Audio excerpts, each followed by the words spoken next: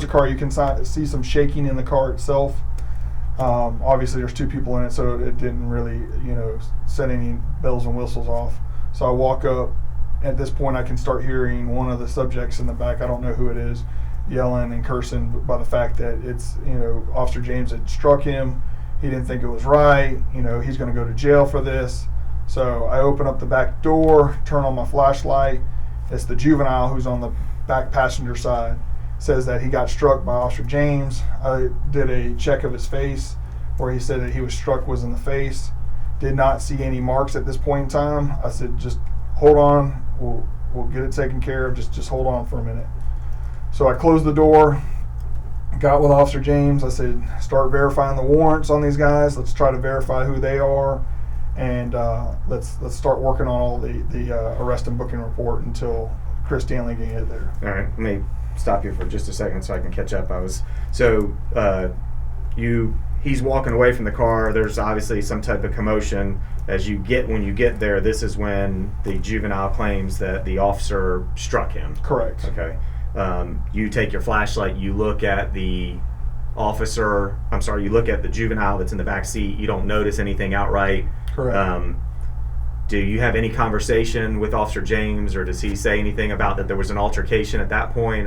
He kind of, I don't know if it was like a smirk or like a kind of a laugh, like I can't believe he said that kind of deal. And so as he's outside the car at this point, and he doesn't say anything. He literally takes his fist and he shows them to me, like in this manner, like, look at my fist. There's nothing, like I'm on like in a manner of like, look at my fist. There's nothing wrong with my fist if I hit somebody, kind of deal. Okay. But didn't say that. Nothing was said, but by your interpretation of this was, hey, look, if I punched him, you would know it. Correct. Okay. Correct. So at this point, we're working on the warrants. We're working on IDing these guys. I requested Officer James, because he's having problems getting the Social Security number of one of our subjects that needs to be identified. I request that he gets on David to verify the Social Security number, verify who he is, since he is not from Jacksonville. He states that he didn't have David. It wasn't working. His wasn't working properly. So I advised him I would go to my car, get on my David, pull up both subjects in, and get their identification to verify who they were. And did you have an opportunity to do that? Yes. Okay. I walked back to the car, got in the driver's seat, I hadn't even brought it up yet, started to do it, to get on David, when I hear a commotion over there. And I hear Sarge, and then as I get out, I look back and see Officer Tim James running towards the back, yelling, he fucking spit on me, he spit on me, through the grating. So as I'm running over there, all of a sudden I see him open the door, pull the subject out, and slam him on the ground. So while I'm en route doing that, my mindset is... So just for clarification, I apologize to cut you off. Yep. You hear Sarge, you hear the commotion, you hear Sarge, he spit on me, and then you said Officer James opened the door. The back, there's still both suspects are secured in the backseat of the car? Correct. Okay, both secured, they both have handcuffs behind their backs. Okay. Go ahead from there then, I'm sorry. Both behind their backs. The first subject is on the rear passenger door where Officer James goes to. He extracts him from there, slams him on the ground. And my mindset is, I've dealt with spitting suspects multiple times in my career.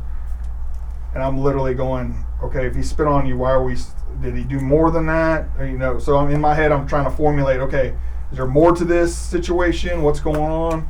So as I'm starting to close the distance, I see the second suspect exit and go right into the back of Officer James. The way he comes out is almost like he's trying to escape. It almost looked like he was trying to escape. So I yell at James, I'm like, watch it. The suspect, the other guy's coming out. So James luckily grabs a hold of him as he's going around, and then as he does that, I guess he pulls away from James, but you see literally James pick him up off the ground and almost like a windmill kind of deal, and then slam him on the ground. And by the time I get there to the second suspect, he's slammed on the ground. I take control of him, because he's still flailing, he's still trying to get up, He's still aggravated. So I put my knee in between his shoulder blades, advised him to stop.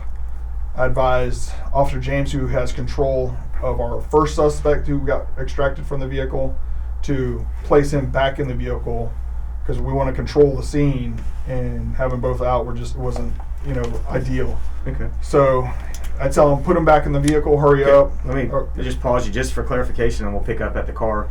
You said the first person that he grabs out to pull out, I'm assuming, and I don't want to assume, that's what I'm asking, Correct. is that the juvenile passenger that's on the passenger side? Yes. Okay, so the juvenile comes out first, goes to the ground, and then you said the second suspect exited the car. I'm assuming that's the On his adult own, brother correct. that was initially on the driver's side, now is slid across to the open door. Yes. On the passenger side. Correct. Okay. On his own, still handcuffed. Okay. And then that's the person that ultimately you controlled by putting your Knee in between his shoulders. in the shoulders, and then now you're directing Officer James to put the juvenile or original suspect back into his car. Correct. Okay. All right. Just to clarify on that just real quick.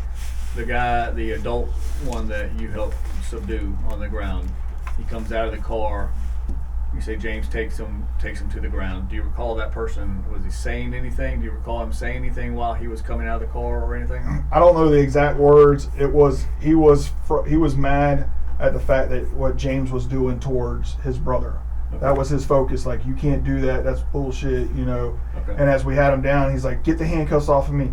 That's bullshit. I'll kill that motherfucker. That's the suspect, the adult suspect. Okay. He's saying that because he's mad at the fact of what's going on. So I'm having to tell him, you need to calm down, trying to control him. So at this point, I've advised Officer James, I've directed him to put the other suspect back in the car so we can control him. I'm radioing to, I believe at that point, I'm radioing to dispatch to speed, or I'm dispatching the other officer who's already en route to speed up his progress to get there, because That's Officer Stanley that Officer you had originally Stanley. called that was on Correct, his way. correct. Just because hurry up. hurry up because Okay. of the situation we had. So Officer James I can see him like he's struggling a little bit with the suspect, like he's pushing him in. So he pushes the suspect into the car forcibly, and then at this point he goes into the vehicle fully in, like his full body is in the vehicle. James is Officer James on top of the suspect, the juvenile suspect. He's fully on top of him, and all I can see is his arm coming up and down about between 4 and 6 times. I don't know the exact count because I was having to deal with the guy on the ground, but I'm yelling the whole time, James, stop. Tim, stop, Tim. And so he's not listening. I'm like, Officer James, stop. And then after he said that, I could see it's almost like he comes up with his fist, and it's almost like he's looking for a location to hit him, and then he comes down with the last strike. And then he exits the vehicle, closes the door, and then when he closes the door, the juvenile suspect raises up, and you can already see that he's got abrasions on above his eye. You can see that his mouth is just full of blood. He's got saliva that's full of blood that's just dripping out of his mouth. And so at that point, by this time, Officer Stanley has arrived. We've actually, at this point, we've taken out the juvenile suspect, or Officer James did, and placed him in Officer Stanley's car.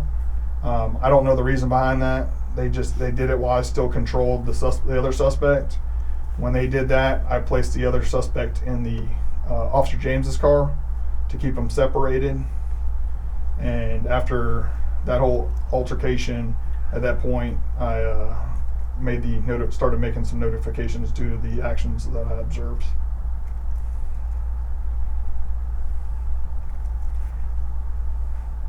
And who'd you call first? Lieutenant James Brennan. He's my direct supervisor. He was already off. Yeah, he was already off. He had just gotten off probably 20 minutes prior to that, and I didn't know if he may have been on the, like en route to the house, maybe at the driveway, that kind of deal, and would come back out. But he was off at 4:25, I think, and so he was off in the house, and it directed me to call the day watch lieutenant in Zone 3, which he was not. He was off that day. So I did a check of the MDC to see who was on, which I noticed that Lieutenant Surcar was on, and I notified him.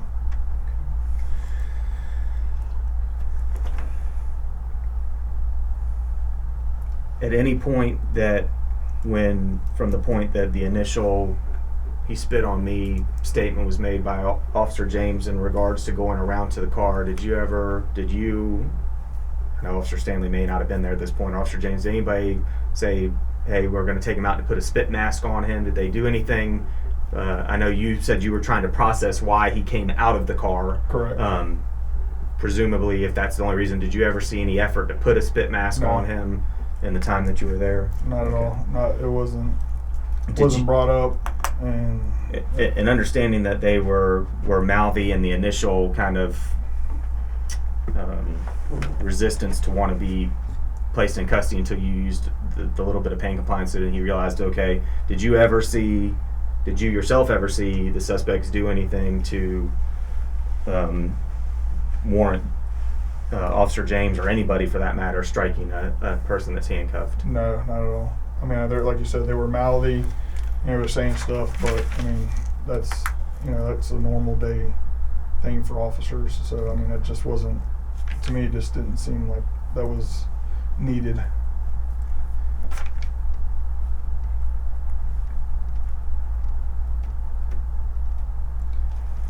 As a result of the interaction between you ordering or instructing, telling, or whatever Officer James to stop what he was doing afterwards, did you feel the need to get any medical attention, or did you have rescue or anybody come out and check? Correct. I went to the juvenile, observed his injuries, asked him how he felt, if he needed rescue. He was obviously shaken and visibly upset. Stated that he said his whole body hurt, everything on his face hurt, his chest hurt, his legs hurt, and that he definitely wanted rescue to come check him out. Okay. So you arranged for that to happen? We called rescue, had him en route, and JFRD responded and checked him out. Okay. And when JFRD was there, did the juvenile who was injured do anything?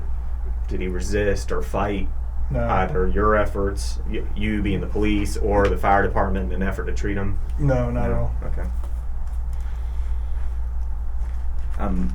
I know the answer to this, but they didn't find it necessary to transport him. Obviously, he has injuries. They just didn't feel the need that they needed to transport him. Okay. Correct.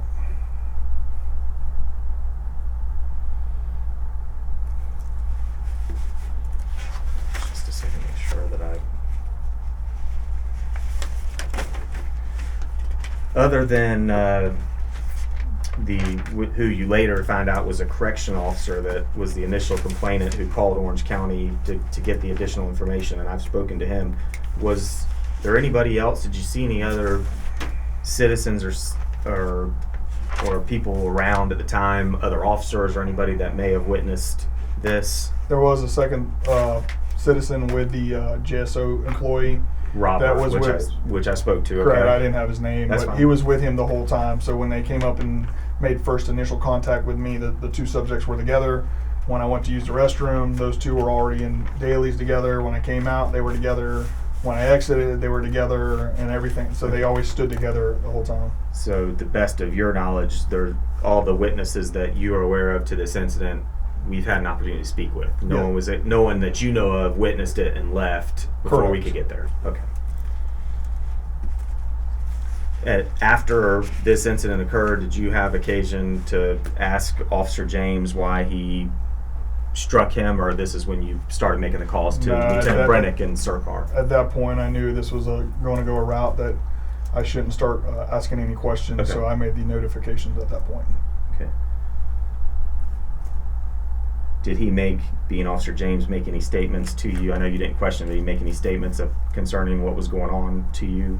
When I was walking by, when I wasn't on phone calls, he, made some statements about the fact that him getting spit on, but that was the, kind of in passing. I didn't hold a conversation with him in regards to that. Which is the comment about him being spit on, that was already known to you. Correct. Because he had already made that prior to. So nothing Correct. Nothing new. Nothing new at that point.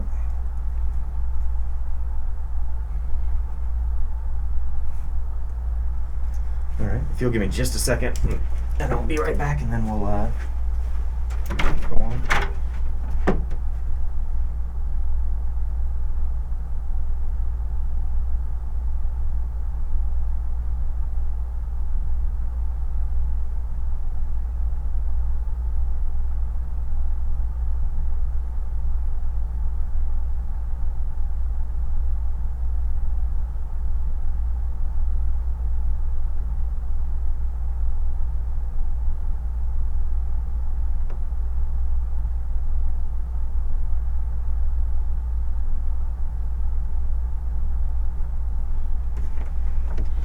All right, Sergeant Howe, I appreciate your time. I just want to make sure that I didn't have anything else.